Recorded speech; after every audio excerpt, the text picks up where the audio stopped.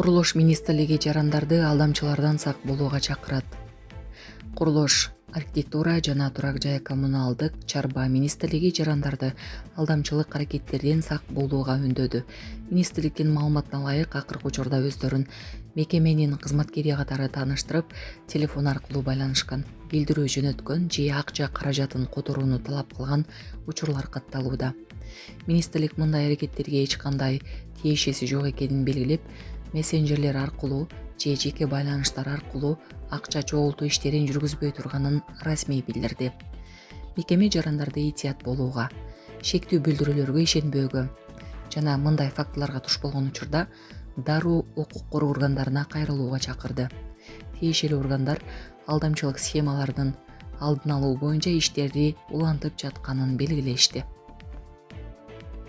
Депутат Примов президентке дагы мактоо айтты. Бүгүн жогорку кеңештин жыйынында депутат Улан Примов мамлекет тышкы саясатта чоң жетишкендиктерге жетип жатканын айтты.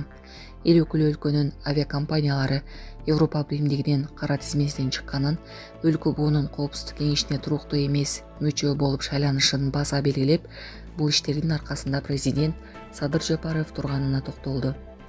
Мунун бардыгы албетте президентибиздин жетекчилиги алдында болуп жаткан ийгиликтер, деди ал. Буга чейин Примов Садыр Жапаров парламент жыйынында депутаттар менен талкуу кылган биринчи мамлекет башчы экенин айтып, ыраазычылыгын билдирген. Ядролук куралга кайсы өлкө канча каражат жумшоодо?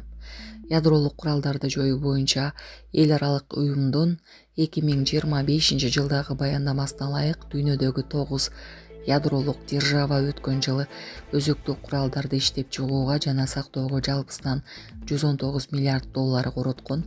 Маалыматка ылайык эң ири чыгымды АКШ жасаган. Өлкө 2025 жылы ядролук куралга $69,2 миллиард бөлгөн. Бул көрсөткүч 2024 жылга салыштырмалуу 22%. Москва шаарында жашап жана эмгектенесизби? Медициналык кызматтар керек, бирок алар сизге кымбат жана сапатсыз сезилет. Умбем клиникалар тармагы сиздерге өз кызматтарын сунуштайт. Бүгүнкү күндүн талабына жооп берген заманбап жабдыктар менен кесипкөй дарыгерлер сиздерди күтөт. Бизде сиз стоматолог, тиш дарылоонун бардык түрлөрү, уролог, невролог, лор, терапевт, хирург, окулист, педиатр, УЗИ жана башка дарыгерлердин кеңешин алып дарылануу мүмкүнчүлүгү бар. Умбем клиникалар тармагы бул жогорку сапаттагы медициналык жабдыктар менен камсыз болгон профессионал дарыгерлер. Сиздердин ыңгайлуулук үчүн Умбем клиникаларынын Москва шаары боюнча 3 медициналык борбору иштейт. Өзүңүзгө ыңгайлуу даректи тандап медициналык кызмат алсаңыз болот. Ушул ай ичи бизге келип төмөндөгү кызматтарга арзандатуу менен медициналык кызмат алыңыздар. Ден соолугуңузга кам көрүүнү эртеңкиге калтырбаңыз. Умбем клиник Москва. АКШнын бул чыгымы башка өлкөлөрдүн жалпы чыгымынан да жогору болгон. Экинчи орунда Кытай турат. Ал ядролук куралга $13,5 миллиард сарптап, чыгымын 7%га көбөйткөн. Улуу Британиянын бул багыттагы чыгымы боюнча Орусиядан ашып өткөн. Британия ядролук куралга $12,6 миллиард бөлүп, чыгымын 17%га көбөйткөн. Ал эми Орусиянын ядролук куралга кеткен чыгымы $9,5 миллиард түзүп, бул мурунку жылга салыштырмалуу 6%га көп болгон. Трамп Иранга жаңы соккулар болушу мүмкүн экенин билдирди. АКШнын президенти Дональд Трамп Ирандагы электр станцияларына жана көпүрөлөргө жаңы сок курууга буйрук берүү чечимине жакындап калганын билдирди. Бул тууралуу америкалык Fox News телеканалынын кабарчысы Трей Игнс президент менен болгон телефондук сүйлөшүүдөн кийин маалымдагандыгын чет элдик басылмалар жазышты. Анын айтымында Трамп Ирандагы электр станциялары менен көпүрөлөргө карата жаңы аскердик соккуларды жасоо боюнча буйрук берүүгө аз калганын айткан.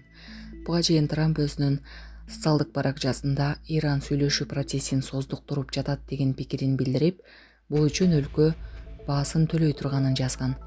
Азырынча АКШ тараптан мүмкүн болгон соккулардын мөөнөтү же масштабы тууралуу расмий маалымат жарыялана элек, бирок бул билдирүү Вашингтон менен Тегерандын ортосундагы чыңалуунун күчөп жатканын көрсөтүүдө. Иранда AQShnын соккусунан 20 миңдей адам таза суусуз калды. Ирандын Хурмузган провинциясында AQShnын суу сактагычтарга жасаган соккуларынан кийин кеминде 20 миң адам таза суусуз калды. Бул тууралуу провинциянын бийлик өкүлүнө таянып, эл аралык басылмалар жазышты. Билдирүүгө ылайык калктуу конуштарга суу берүү токтотулуп, бийлик суу менен камсыздоонун альтернативдүү жолдорун издеп жатат. Кухестак шаары жана Бамани районундагы 10 айыл үчүн ичүүчү сууну бөлүштүрүү инфраструктурасы америкалык тараптын чабуулунун натыйжасында талкаланды деген бийлик өкүлү. Бүгүн түнү Ирандын мамлекеттик телерадио компаниясы AQSh өлкөнүн түштүгүндөгү Сирик шаарындагы 2 суу сактагычка сокку урганын билдирген. Бамани районунда ичүүчү суу берүү токтотулса, Сирик шаарында телекоммуникациялык мунара жабыркаган. Reuters агенттигинин маалыматына ылайык, AQSh Ирандагы дээрлик 20 объектке сокку урган. Буга жооп катары Ирандын аскер күчтөрү жакынкы чыгыштагы AQShnын аскердик базаларына чабуул жасаган.